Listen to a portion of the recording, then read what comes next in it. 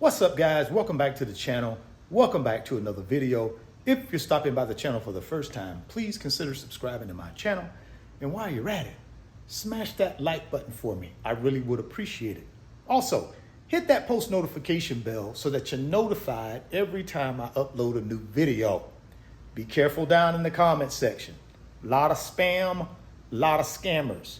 I will never ask you to contact me by WhatsApp or Telegram. I also do not invest money for my subscribers. So please be careful. Don't get yourself scammed. If you want up to 12 free stocks, Webull is going to give you up to 12 free stocks when you open a new Webull brokerage account. Put at least 1 penny in that brokerage account. They're going to give you up to 12 free stocks. So if you're interested in that offer, after the video, I want you guys to go down and click on that Webull link in the description box of the video. Open up that new Webull account today. Go get that free stock. Go get that free money. It's official, guys. The Federal Reserve, the central bank, has just increased short-term interest rates by a historic 75 basis points for the third time in 2022. Altogether, they have increased the short-term interest rate from 0.25% all the way up to 3.25%. A 3% increase in the first 9 months of 2022 in an effort to combat high inflation. Inflation is currently at 8.3%, and where we would like inflation to be is around 2%. So we got a long way to go. And that's one reason why the Federal Reserve is so hawkish on this topic. We got one more quarter left in the year. And it's widely believed that the Federal Reserve, the central bank, is going to continue being hawkish on inflation by raising short-term interest rates.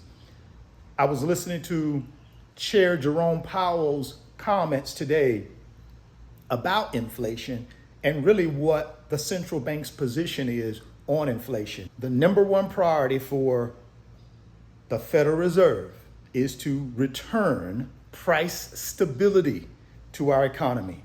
And to me, what that means is simply this.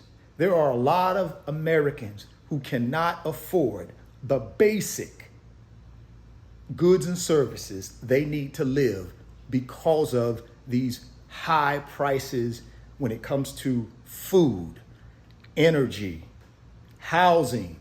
See, these people cannot afford these basic things that we all should be able to afford.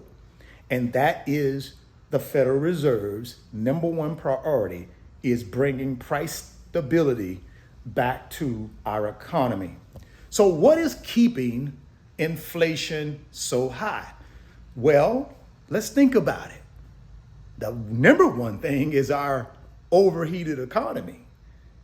You know, not everybody believes it's overheated, but when you look at the statistics, more Americans who have really good jobs are saving more, right? They are saving more. Where does all these savings come from? Well, a lot of them came from when the country shut down and people couldn't go out and spend money on things that they typically would go out and spend money on. But a lot of people were still getting paid. Remember, guys, a lot of people were able to work from home.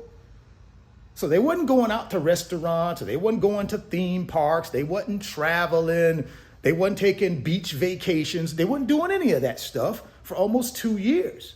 But they were doing what with that discretionary money? They were saving it until the country reopened again, which eventually it did. And now what do you got? A lot of people who have savings, who have good jobs, they got a lot of pent up frustration from the last 2 years of the pandemic. So they're out spending their money. That's what's overheating the economy.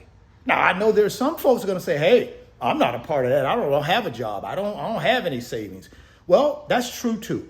We do have a segment of our population of people who don't have a lot of savings, who may not have a job or a low paying job. But there is a large segment of the population that do have good jobs and they do have savings. And that's evident with our economy. That's why inflation is 8.3%, because there are somebody out there spending money, right? Somebody's spending money, or we wouldn't have 8.3% inflation, right? So that's one of the main reasons why inflation is high, is because of this overheated economy. The other reason is a really, really strong labor market. You got a lot of demand for workers, but you don't have a adequate supply of workers. What does that do though when you have that? Increases what? Wages, right? Because those 100 companies out there fighting for these 50 available workers have to do something to attract that worker to them. Increase in wages. So that's shooting up incomes because we don't have enough supply of workers to fill our demand of job openings, right? And how do you solve that? Well, you solve that by bringing a balance between demand and supply. And that's why one of the things that will help bring down inflation is a softening labor market. That means we don't have 100 jobs with only 50 people. We have 50 jobs with 50 people. That brings inflation down, right? Because now wages come down slightly and people have less discretionary money to spend. See, that's the biggest thing with our economy is we're a country that economy runs on consumerism, right? It's consumerism. 70% of our economy is based on consumer spending. So in order to slow down that overheated economy, we have to slow down consumer spending. The only way you slow down consumer spending is what? Raise interest rates, which the Federal Reserve is doing. So it's harder for people to borrow money cheaply, right? And one of those things that's affected, those increase in interest rates have affected is what? Housing. That's why the housing market is cooled off. Because why? 30-year fixed rate mortgages are 6% now. So it forces people to stay where they're at, and it won't allow them to go out and buy a home because of these 6% interest rates, right? These 6% interest rates convert to a higher monthly payment on their mortgage, and people just can't afford it, right? So these increase in interest rates have cooled down the housing market, right? Sales, cooled down sales. Prices are still propped up because we got low inventory, right? We got low inventory, so prices are still pretty solid, even though prices have come down in some markets. The thing that really has slowed down is sales. And the reason sales slowed down is because of increase in 30-year fixed rate mortgages to 6%. So the labor market has to cool off. Some people are going to lose their jobs. It has to, because that's the only way we're going to get inflation down is when people stop spending. They got to stop spending. That's the number one thing, right? We got to return to some level of price stability, or at least that's what Chairman Jerome Powell said. And they're going to continue to be hawkish and increasing these short-term interest rates till that happens. He said that. What did it do to the market? Initially, when the 75 basis point number came out, and then also behind that, the narrative was they're going to keep increasing and being hawkish, the market initially sold off. Then Chairman Powell started giving his remarks, and then the market started bouncing again, right? And that's because the market knew about the 75 basis point rate hike. What they didn't know about and didn't price in was how hawkish the Federal Reserve is going to continue to be. And all that means is they're going to continue to aggressively raise short-term interest rates. See, the market didn't know that part. Where do we go from here, guys, as investors? I think we still continue to buy up these companies, man, while they're on sale and at a discount. Again, man, if you're a long-term investor, this is great news that these companies are going to continue to be trading at a discount. It's great news if you're a long-term investor, because what you want to do is continue to buy up these shares of your favorite companies and your favorite ETFs while they're on sale. Again, I keep using Apple because I think it's a great example. Apple was probably in that high 149 to low 150 range prior to the rate hike coming out. Initially, it fell a little bit. Now, boom, it rebounded. The last time I looked at it, it was almost knocking on the door of $160 per share. And it was trading way less than that earlier in the day. So just because you got the rate hike doesn't necessarily mean the market is just going to fall to pieces.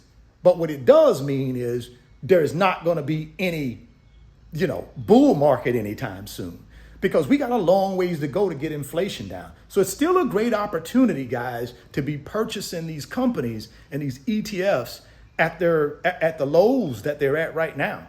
And then you just hold them 5 years, 10 years. If you hold them that long and you're buying them now, in my opinion, historically speaking, from a performance of the stock market, you should win. You should do well. Again, guys, I'm not your financial advisor. I'm just telling you, I've been through this several times.